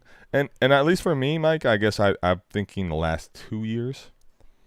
The days of, at least I'm the way I'm feeling about it and thinking about the market, the days of being able to take now Herbert and get into those elite quarterbacks don't feel there. So if you told me though, Mike, in that league, right, same scenario, 12 team, that Herbert gets you to the table of, getting to an elite quarterback, I would totally switch more to the side you're talking about. Do you think there's an opportunity that he can get there? I mean, he's only 28, and I did see somebody put in the chat, Mike McDaniel offense. All right, we're not at this fucking Jim Harbaugh, Greg Roman, can't devise a real good passing game. We don't really know what the fuck we're doing. We just want to run the rock and play defense. Yeah. I mean, Tua had some fucking moments, and he didn't have the talent. Well, Mike, Justin Herbert did. The problem is, here's the problem. I think the answer, if you answered honestly, yeah, he has a chance to smash this year. The problem is, the quarterback position, I think there's still this big fallacy in my estimation of, what happens even if he smashes this year? He's going to be 29, and people view that as old, even though it's a quarterback that's going to play. Yeah, I mean, we viewed Dak Prescott as old as shit for the last Dak Prescott, 10 years. Baker Mayfield, now, and here's the thing. Herbert, I think if Herbert actually ran for and proved that he would take off a little more and put a very good rushing season together, that would be the path. So if that comes to fruition, I think yes. But it feels like he's also that's another thing that's like, I'm not saying he can't run and he's not capable, but he's not getting you elite rushing numbers, if that makes sense. So was it year two? Year two, he went absolutely crazy. He set records, top seasons in NFL history type thing. In passing, right? Right, passing, not rushing. Sorry, yes, passing. Last year on the rushing front, though, he was almost in the elite category for rushing quarterbacks. But why? Because there was the elite rushers last year. What was the elite numbers? It was not very good. But I'm just saying, in 16 games, running for 500 yards at the quarterback position is pretty fucking good. It's pretty good. Right, but it's also it's beating the threshold, but it's not a elite rusher, right? It will help you, it will boost you up, but it won't be a it doesn't like the elite numbers are the sevens, right? Well, you get that seven. His biggest problem, Adam, was just touchdowns rushing, right? For sure. Only two on the year. If he gave you 500 yards rushing and gave you 6 or 7 touchdowns on the ground with goal line carries or sneaks or whatever into the fucking end zone, you look at him in a very different light. He's damn near 20 points per game plus last year, and Listen, he's got all the That's talent in the sneaking world and the opportunity in front of him, like you said, with just- Harbaugh. I'll say this: I'm hesitant, and the reason is honestly because of the way the market treats the number of quarterback age. So that's primarily more than anything, frankly, the reason why, which is to me weird. It's just I don't know. I don't get it, especially for a guy like I could see it a little bit for certain quarterbacks, like a guy like Herbert. You see the cannon attached to him. He's gonna play till he's 40. I almost guarantee you. Outside of but whatever. What do I know? Hey fellas, appreciate the super chat. Let me throw the cash in there again. Bruce Flash. The info out there for Dynasty Best Ball is non-existent. Yeah, we kind of early when Dynasty Best Ball was newer and sleeper, we went hard on that content for a couple of years. I think a lot of the process that we talk about is still very, very valid and not different than how we thought about it. So we have a ton of content on there, but I would say we don't. It's not something we discuss on a consistent basis as much anymore. But any tips on roster construction? I will say for the super chat, we can discuss whatever you want, but I'll also make sure to link you. I remember some really good episodes in the past with Evie and Scott where we went over roster construction and the differences of lineup and best ball and some really good deep dive. But Mike, for the super chat for right now, while we got him here, for Status, he plays in a 12-team, 22-man roster, FFPC league that includes DST and kickers. And I'll say this too. Best ball, almost more than even more than lineup, in my opinion. The roster number is such a huge piece of how you play into it. So this changes, your league specifically changes some of the dynamics we like to talk about. But what do you think about it? 12-team, 22-man roster, FFPC. So good news, Bruce. A couple years ago, I used to play in one just like this on FFPC. Yep. And I won the fucking league, and then I sold my team. I'm not fucking playing this shit no more. Nice. No more. Won the fucking league, sold the team for like $800. It was like, you take it. Built a monster, have fun. Well, how about let's cater the roster construction to this specifically because you have won it and we've done it, we've discussed it. What are the differences or what are the things to think about and note for this one? Well, first off, with 22-man rosters, the fab bidding process is so fucking important, man. Any trade that you can make that you can get an extra $5, $10, whatever the hell it is in fab, because you're going to be churning the bottom of the roster every single week if you're doing it competitively. You definitely should be. Well, dude, it includes DST and kickers, so it's more like 20. Yep, it is. I mean, that is a you want to bench. talk about roster construction with it? I am rostering one defense and one kicker, and if they're hurt or they're on a bye week, I drop them, pick somebody else up. I'm churn and burn. I was gonna say I don't know if I go as far as putting a 0 out there on a bye week, but I'm not rostering a second. I'm not rostering a second. So if I had to, I would. I'm not doing it intentionally. I'm not going to lose points. Right. Lose points. Quarterbacks. I'm assuming this is the single quarterback version because you didn't list Superflex. So that one, Adam, I'm just trying to get 2 quarterbacks. Like I don't really give a fuck if I can get a rushing quarterback and not have to pay a lot for him. That's kind of, I'm thinking like, fucking, can I get Jalen Hurts if no one really likes him? You know what I mean? Can I get talked about him being a sell in Dynasty, but Jackson Dart, he might be a little bit too propped up. Tyler Shuck, fuck Bo Nix. Like, can I get some rushing production out of my quarterback? I'm probably going to roster 2 of them and pray to God they don't get injured and just churn and burn when I need another one and just throw it out there. We talked a lot about best ball roster construction in general for Dynasty, Adam. In these shorter rosters, I probably want 5, 6 running backs with good, solid jobs. And I don't want any other running backs on my team. I really don't want these fucking fringe. He gets 20% of the carries, and if this guy goes down, he's a great hand. Not fucking around with that. I don't. I want 5 to 6 solid dudes, and that is it. I'm going to be honest. Lower it on how much you want to do. I'm with you. I would say honestly, as I think about it, I'm just trying to do the math in my head, right? So let's say you go 2. And you got 2 QBs, right? And you go 2, and we'll say DST and kicker, right? Yep. So we're at 4. To me, I'm with you.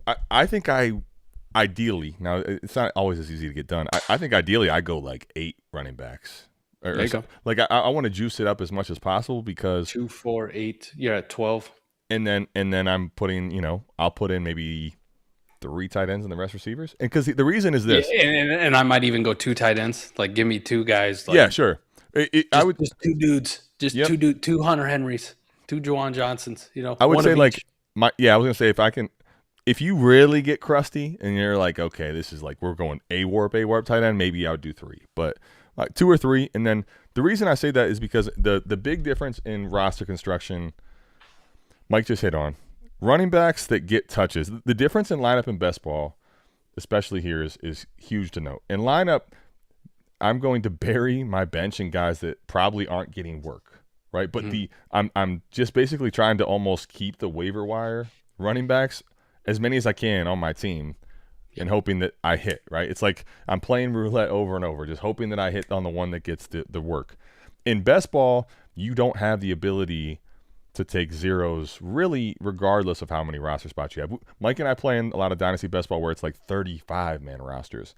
And even there, we want to keep it to a minimal number of guys that are guaranteed to get no work weekly. So the difference is prioritizing running backs more than you would, I would say, in lineup, because you're wanting those guys that are locked into, like Jaylen Warren is like the bottom of the barrel, a guy that's getting that type of a snap share and workload. Like I would include him, but he's at the bottom of like, fringe. I'm counting you, right? Yeah. And then the exact same thing inverse as well for receivers. And in best ball, Mike, I'll say with 22-man rosters, I'd like to have a 1, if not 2, of closer to those true stud receivers or what we think are close to those guys. But the difference is this. Mike, I'm also just going to roster construct around really gross receivers that are on the field a lot, and I only need, if I have 7 of them or 8 of them, like I only need can you give me these 3 weeks of wide receiver 24 production? And some of these guys, maybe they have a pop in there with a wide receiver 10 production. And when you look at the course of the year, you'll be like, holy shit. How is when I look at his wide receiver room, it doesn't look like the best at all. It looks kind of far from that. Right. But the points at the end of the year just pile up because the roster cloggers, so to speak, in Dynasty lineup, those are a lot of times the guys that they make it a cheat code in best ball because you only need 2 or 3 weeks. You don't care which weeks they come, and you just keep taking the weeks when they score, and when they give you 0, they don't hurt you. When we talk about like running backs, like Adam, I'm with you. Like my cutoff becomes a hell of a lot higher where I don't want these guys on my team. I don't want them to be part of that. If your number's 8, I don't want them to be a part of that 8, right? I'm going to higher. Yep. And when I talk about it, I'll give you some examples where I'm like, boom, nope. That's a good one. Dylan Sampson wouldn't have him on my team. Yeah, as much as I like the talent, he's not even close, honestly. Jordan Mason, Tajay Spears, Chris Rodriguez, Emmett Johnson, Katron Allen, Tank Bigsby, Mike Washington, Brian Robinson, Keaton Mitchell, Isaiah Pacheco. Like there's some names on there in normal best ball, Adam. If you had deeper rosters, like I'm keeping them on there. If you got lineup, I'm keeping them on there. And those are the higher end names. Like you start to get down some of this other shit. It's like, yeah, I was gonna say there's a couple names on there there's a couple names maybe you could debate, like a Pacheco or Allen. But I'm with you though. Like you're hitting the correct line. Like the line of these guys are probably below or right on the fringe of like, I don't know if I even count them. Yeah, and then you get to some of these Pacheco other ones. and Katron Allen's role are very speculative. So, depending on what it actually comes to fruition would be the real factor there. But, dude, I mean, with Gibbs, if Pacheco doesn't get a sizable workload, more than we think, it's going to be no, And then you're talking possibly, 9 to 10 wide receivers, Adam. It opens up like, would I want this guy on my best ball roster to be one of those 9 to 10 at the wide receiver position? Marvin Mims. Yes. Fucking Marvin Mims yes. is Shoddy B's like okay, he might be close to the as much as I used to love him. But like, dude, Marvin Mims is a perfect example. Marvin Mims is like the perfect guy to have as I know you if you're hearing that you're like, what are you talking about? But like just think about this from last year. Mikey gave you a wide receiver 10 finish in week 4, wide receiver 19 finish in week 7. And that was literally it. But you know what's crazy? If you have 8 receivers and you're getting top 24 weeks out of them. And the thing with Mims is like, I would argue he's the type of player that even there, that was a very disappointing year. and it still met the roster construction that I was trying to pull off here. You know what I mean? Yeah, there's plenty of these wide receivers. I would just be like, yep, put them on my team. Put them and on my even team. Week two is a good example of Marvin Mims where, like, okay, Mike, he's wide receiver 41, but he scores 10 points. So basically, if he was like your last wide receiver in or your flex spot there, he really didn't end up hurting you. It's almost like, Nope. You know, it's as bad of a year as he had. It's crazy to think that. And then those bottom probably like 3-4 wide receivers, they're kind of the same thing. You know, if they're not producing, or they're not getting target share, or they're buried, it doesn't look like they're part of the offense, then let me find somebody who maybe has a wide receiver 3 role on some other team, right? Yeah. And good example. God forbid, what happens too is like you have enough of those guys, Mike, and then the last 2 years, what if Juwan Jennings was one of the guys you got there, right? Like all of a sudden now you get a wide receiver 24 or wide receiver 30 finish. Jacoby Myers is honestly a plus version of a receiver in this room for me, right? Like, yeah, if you have any type of reliability, now it's a real threat. Like another guy I'll throw out from last year, you know, like what if Tyquan Thornton was one of those 10? You know, he hits it one fucking week, he scores 18 points. He's a wide receiver fucking 15. You're like, my man, you did enough. Right. Enough. 1 week he gives you the same production as Amon-Ra or Nico or whatever it would be. But like, no, I would say the other thing too with like a Tyquan Thornton is also, Mike, you talked about this where I think in this specific one, the best, the last thing I will say to kind of round this off, you are going to have to, I think with a roster this small, really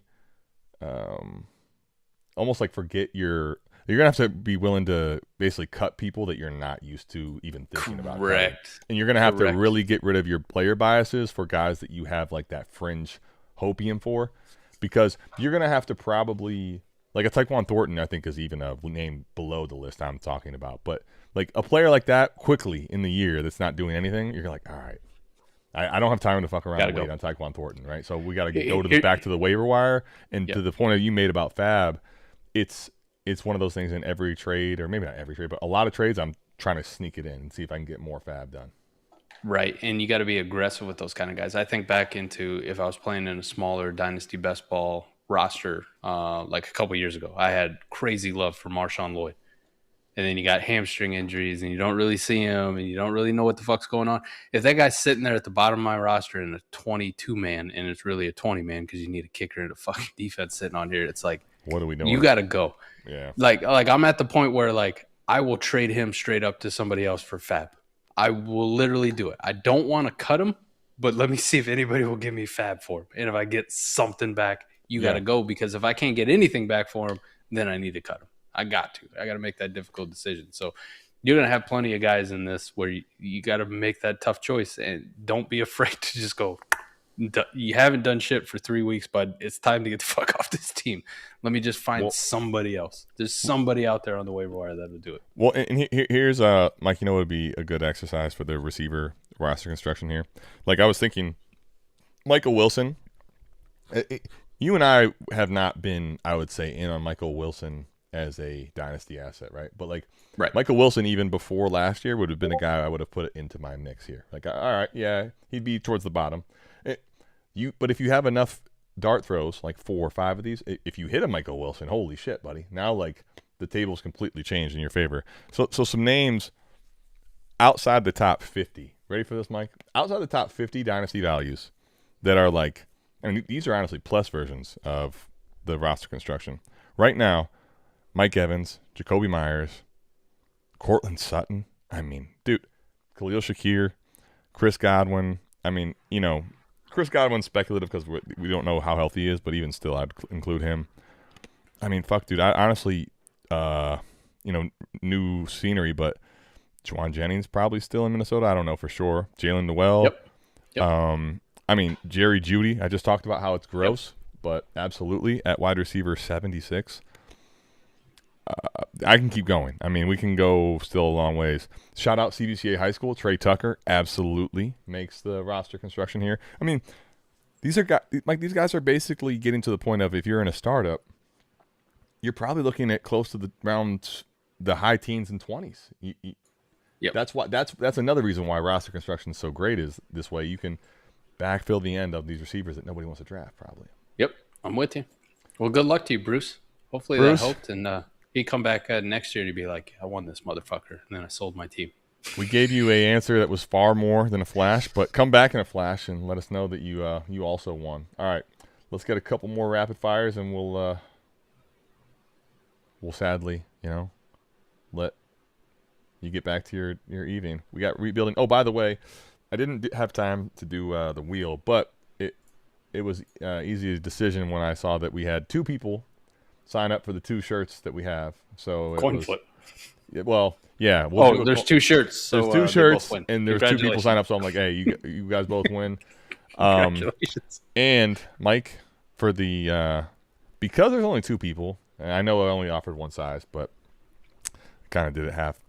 I saw what I had, and I was like, all right, 2XL is perfect. Let's do that. Because only 2 people signed up, because everyone else was scared of the XL or whatever it is, the wheel. There's no pressure luck. Your luck is whatever I have in your size, your pick. Your pick. So the 2 people that we're not going to see the wheel spin, but you're going to win one of the Jumpman shirts, and you'll get a pair of Jordan shoes or foam posits based on what size you have. So I think it was Vigals and Rippin. DM me, and we'll make it happen. Damn. Vigos just stays winning. I will say the only catch is, by the way, Mike, price of gas we haven't talked about, not that we really would on here, but has changed, caused the UPS rates to keep going up. So spin the wheel. Spin the wheel is going to go from 35 to 45 now, which isn't quite as good of a deal, but Mike, you don't ever lose. So $45 to spin the wheel. You got me out here making fucking trips over to Gulfport and talking to Adam at 1 o'clock in the morning. The price of gas has gone up, man, and I got to pay for that premium shit. Oh, do you? Oh, yeah. Bad time any premium. You got to get like a Costco. I don't know what the big clubs are. Is it still Costco down there? But sometimes you can get some, much better prices at premium. There's Sam's Club. Yep. But no, I got to pay the premium prices, man. The Mustang needs the premium. Got to run on 93. $5 a gallon. Yeah. Well, $5. It's like, oh, yikes. I feel for you, buddy. But I mean, hey, listen, you want to be sporty and you got to have the premium gas, That's right. My luck keeps picking. So congrats to you guys. But let's get some questions before we get up out of here, buddy. We did. You just took Joey's off. There we go. I meant to put it back up. Yeah. Yep. All right. So he's strong at receiver. It's a 12-team Superflex PPR. Weak everywhere else. All right. I mean, listen, if you're coming out of a rebuild, that's, I would probably in a Superflex want to build. I want to have better quarterbacks, but that's the good way. That's the right way to build, right? Build around receivers and picks. Worth trying to trade the 101 for a quarterback, or just go ahead and draft Love and ride with Bryce and Willis. Well, the way I view it is this, Mike. We talked about value installation. I think Love is one of the guys that have it, and I think he's a already elite, borderline elite asset, frankly. So if I'm answering your first question for a quarterback, it is a short list of QBs that I would consider doing it for. Trading him straight up for? Yeah, if 101. I'm in this class especially. It's Love. Like you almost can just say it's Love. It's not the 101. So, well, would you trade? Is it worth trading the 101 for a quarterback? I mean, and then also, we'll give you the obvious ones, Adam. Josh Allen, Drake May, Jaden Daniels, Caleb Williams, Lamar Jackson. So yes for every one of those. Can I be? Well, I don't know if I have to ask, but it's 3 of the names I think I would do it for Allen, J-Day, and Lamar, Mike. I don't think I would do it for Caleb or Drake May. Okay. And I'll tell you why. Maybe the market right now says like that's a crazy thing to do. Drake May, maybe just from. And here's the reason I say that though, right?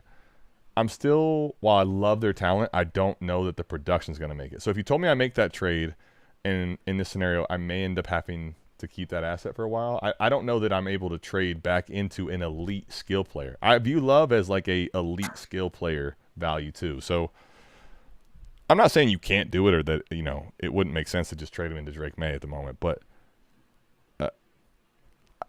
I would do it for the rushing style quarterbacks potentially. I would definitely do it for Allen. I mean, Allen's by himself in yes, that one's easy. I don't think anyone's even debating that. It's not close. Right, that one's easy. I would do it for Lamar and J-Day. But I think there's people out there too, Mike, as I say that. I bet you there are people that say, I wouldn't do it for Lamar. He didn't have a great year last year. Running style is getting older. So it's probably more polarizing than we're even honestly admitting right now. I'm at 6 no doubters for me. Who is the 6th? I got Joe Burrow. Wow. Really? JB. Oh, man. That's interesting. I was not expecting you to – I thought you had a dark horse in there that wasn't him.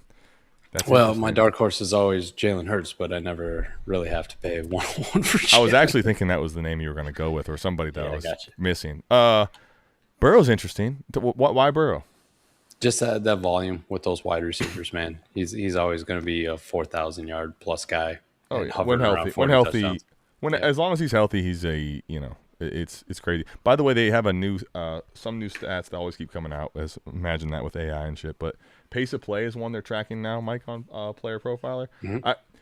That Taylor offense and him, even when he was like hurt last year playing, like he's like number 4. He basically, they're gonna have so many plays and they're gonna throw the ball so much that he kind of cheats out or beats out the rushing. I get that. I don't think I'd be comfortable enough to do it for Burrow, but I don't hate putting him in the mix. Yeah, I get it. Then let me just say, let's see what at the moment because at the moment now, granted it's off season, rookie hype time, but Mike, he's asset 15. He's right there with the guys you mentioned, and he's ahead of Burrow. So, and the reason I say that is like a lot of times you don't want to build around the running back position, but I view Love as one of the value insulated ones. So I'm not necessarily worried if I'm not contending yet. I view him as an asset that's safer. Yep. That's just where I'm at on quarterbacks. I think I would do those. Burrow, to your point, would be the more sketchy one out of it, and I always throw Jalen Hurts in there, but I don't have to do that because of market. I just don't. Mike, can I tell you? I'm at. A lot can change in a year, even when we think we're right and like we're. Or we think that we have we answer the question like it's finite, right? I mean, I wouldn't have in any of my right. Imagine a year ago saying, "Yeah, Caleb will be back in the conversation with J-Day and maybe ahead of him." Like, right. No fucking way, right? Like, wow, that was quick. Well, you got to see one for almost an entirety of the year and one in the playoffs, their second year, and you went, "Oh, well, you just kind of forgot that J-Day was good." And he slipped a little bit. And Caleb Williams got propelled. So, but I'm with you. I didn't think that was going to happen. I didn't think that was going to happen. And I think too, Mike. Obviously your quarterback room is not. You're rolling with it pretty sketchy here, but it's not like I don't know. I think I would probably stay Love. I'm with you though, Mike. If you can trade him for a quarterback that's named. For me, anyway, Lamar, J-Day, and you can probably just put for the market standpoint, Caleb, Drake May, Josh Allen, fine, like cool. But I'm gonna guess, Mike, in a lot of leagues that probably isn't, what you're gonna get for Love. So I think I would be comfortable, Joe, just rocking with Love, man. Rocking with Love. All right. How about we'll do 2 more rapid fires? I saw this Merc. I meant to put it up. Corey Mercer, our guy. I have the oldest Dynasty roster ever, but finished 3rd last year and have gotten better. If I could contend, do I just ride out the age and deal with it after? Lineup, yes. Best ball, no. Interesting. I think we'll talk about that because I'm curious now a little bit too. I'm not even saying I disagree. I'm curious on your thoughts on it. Give Mercer too. More variance in lineup, so your older roster could, even though it only finished 3rd and it's not getting any younger, you could have a nice bounce back, nice variance will hit you in lineup. Best ball, it's a hell of a lot harder to do. If the best you could do was 3rd, lower variance type format with an older roster, you're continually on the descent. Sure. You're just continually sinking faster and faster, and you're probably going to inevitably end up just trading away more future liquidity to try to keep the thing afloat and hurt yourself in the long run. I get your reasoning on that now. Okay. In a best ball, I would just be cutting bait. Yeah, I think hit the eject button, nuclear rebuild time, boys. I think I'll say this. I answer the question the same regardless of format. I 100% get and agree with what you're saying, but I also will say this: like in best ball, Mike, you run the risk of, I think, with the older assets, obviously the volatility of if they get hurt and but you can stack together some, like I just mentioned, some of the old. Cortland Sutton, Mike Evans, you give me a roster like that, it's like, dude, fucking best ball to the moon on this too. So it probably is a little bit specific. I will say this though, you're kind of at the time being, I think your hands are a little tied. Like if you've gone out there, Corey, and let's say you've tried to make some deals and you keep kicking the tires. These older guys aren't going to all of a sudden get a, wake up sex appeal. So for the next few months, if you've actually kicked the tires with a lot of your league mates, you probably already have the answer, which is you shouldn't. I'm not panic selling them right now. I think your hands are tied in this way. Like you go into the season, if they get a bump in value, let's say in August, September, when you see that league activity kick up, okay, yep. maybe I'll go to the rebuild here. But if not, I think you just kind of try to contend, and then inevitably, if you're not built right, you won't contend. And now is your time that you have to, like, knowing that I would contend if I'm able to kind of thread the needle, but in that window of scoring points, I want to know quick. So September, October, I want to really get a feel for it. Am I actually in the mix on this thing or not? And if I'm not, the reason you want to sell then is because you have ticking time bombs of injury, right? And that's where you can get screwed. So I think that's kind of the way I view it. Yes, sir. Last one. It's a good day to sell neighbors. And what happened? I've seen a bunch of neighbors conversations here. They don't like the fact he had another cleanup procedure, Adam. Well, I will say, doctor, if there's a doctor in the house. So I should have known it was that wasn't what I was thinking, but now it makes so much more sense. It all makes sense. If you have there's the last question, by the way, Dr. B. If you had any doctor input or advice on this, we'll take doctor gladly defer. Dr. B. We'll defer to you anyways. Doritos outside the door. Dr. B. always. It's our resident South Harmon doctor. So. Dude, that video, it's been a while since I've seen it, but it's never going to get old. Doritos just sitting outside the expo. The length of time in which he's actually just right there, too. Like, you don't really... You think it was a long time, then you watch it again. Last question, and then we will bounce out of here. If you have a stud quarterback, one, like Allen or Lamar, and your second quarterback is in that Stroud-Ward tier of quarterbacks, would it be worth it to up-tier that to Mahomes in 6-point passing touchdown? What would you add to up-tier? I would only say yes if the up tier is pretty cheap, to be honest with you. Now, there's reasons to that. Like, if it's cheap, maybe. But honestly, like, to me, Stroud and Ward they're not secure. But I don't feel that bad if they're my quarterback too, with a quarterback one like this. Of course, I would like to go to Mahomes possibly, but I think more often than not, the dynasty cost is going to tell you it's probably prohibitive. What do you think? I probably wouldn't do it because you got to add too much to it, right? If you told me it was like Stroud or Ward and a second, cool. Well, I will say the 27 seconds, Mike, from a lot of people. Dude, I'm talking like there's a lot of value. Like I view it very different. So maybe that exists. I'm just thinking right now. If it's a first, there's no chance. There's no shot for me, honestly. Even a late first, even if it's years out, I'm probably not doing it. Also, I think format might come into play here a little bit, but if you want to drop the format, go ahead. I'm KB881. But what were you going to say, Mike? Sorry. If I'm rocking Stroud and Ward, I'm probably more likely to down tier from those guys into Dak, Stafford. Yeah, you have a couple.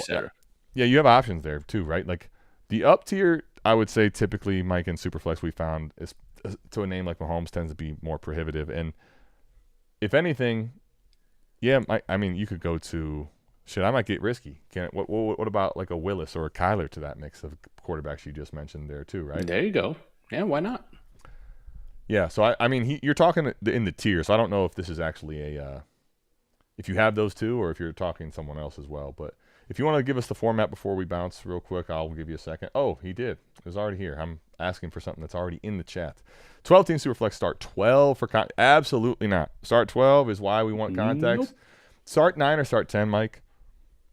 I would flirt with the idea. I would flirt with the idea based on the cost.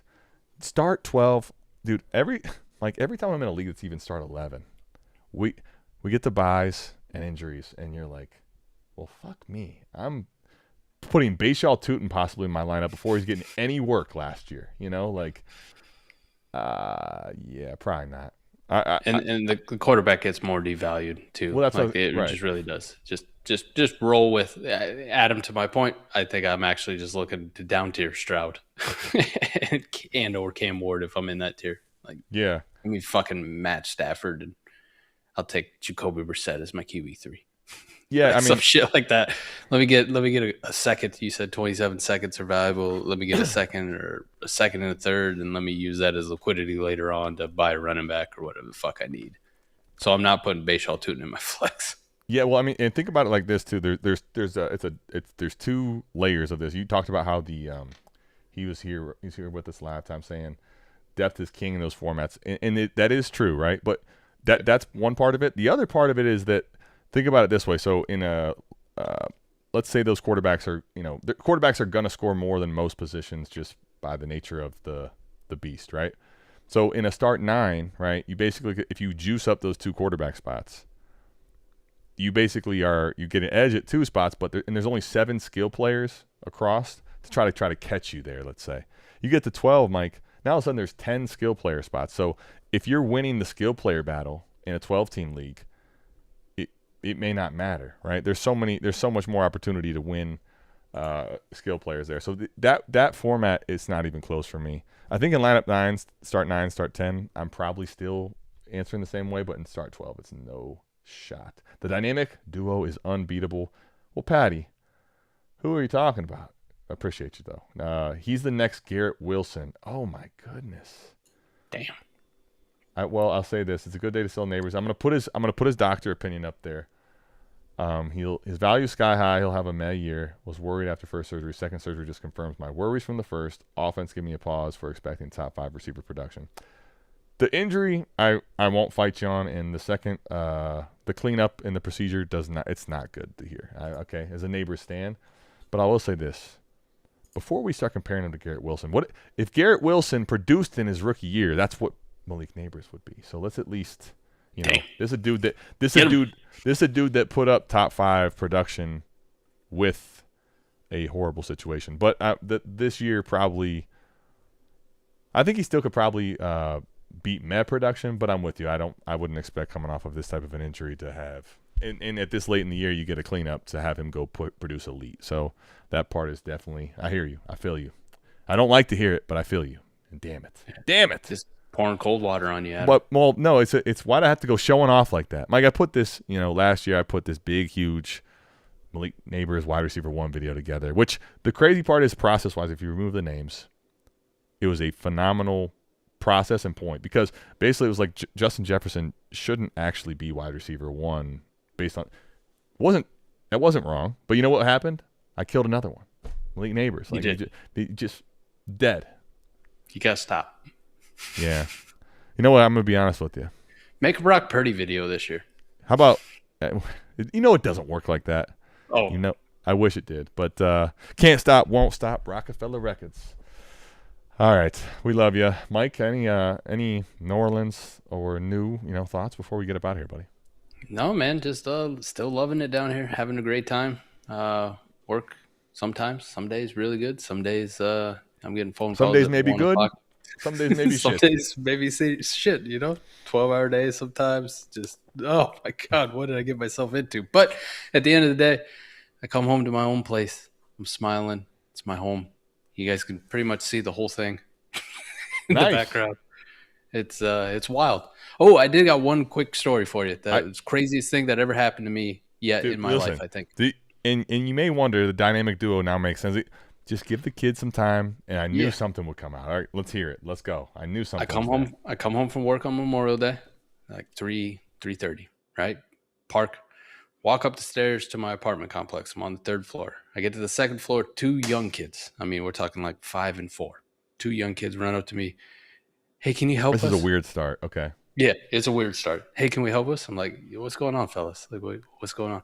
We're locked out of our apartment. I said, okay.